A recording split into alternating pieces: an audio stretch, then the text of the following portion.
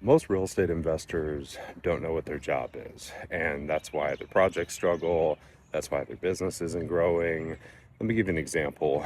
One person has some money, gives it to another person to hold on to it until they see a good opportunity. Suddenly, another person comes to that person and says, "Hey, another person brought me an opportunity I'd like to purchase from another person. Can I have some money?" They make that purchase, and now that person is responsible for either renovating that property or hiring another person who hires even more people to renovate that property. That person is now responsible for selling that property so they can return the capital back to the original person and hopefully make some profit in the process.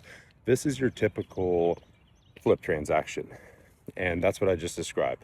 Capital to lender to operator, who often gets deal from wholesaler or marketer or someone else, who then hires GC, who then hires realtor. Those are all the people involved. And sometimes when you name it without the roles, you're like, who's the investor here? And a lot of times I see investors who really have a more specific job of operation, not knowing what to do. So once you've gotten some capital and you've put a strategy together, okay, you're going to flip the property, do a value add, buy and hold, whatever the strategy is. Now your job is to execute that strategy and hire the right people. So if you're hiring contractors instead of doing it yourself, you better get good contractors. You better stay on those contractors.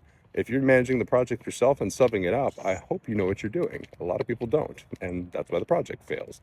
When it comes to selling the property, if you don't know the market, if you don't know how to market, you better hire someone who does. And how crazy is it to let that selection of vendor fall entirely on who might have brought you a deal? I think I see so many investors doing that, and it's like, no wonder your project's a mess. So, end of the day, if your project's over budget, if it's not built properly, well, it was your fault. If it's not selling, also your responsibility. So those are the two things you need to focus on. Now, if you're sitting here not growing because you're like, I don't have any deals, I don't have any deals to operate on, it's your job. Go get the deals. Everyone needs to know their role in the transaction and focus on doing that role skillfully. That's how deals get done and how businesses grow.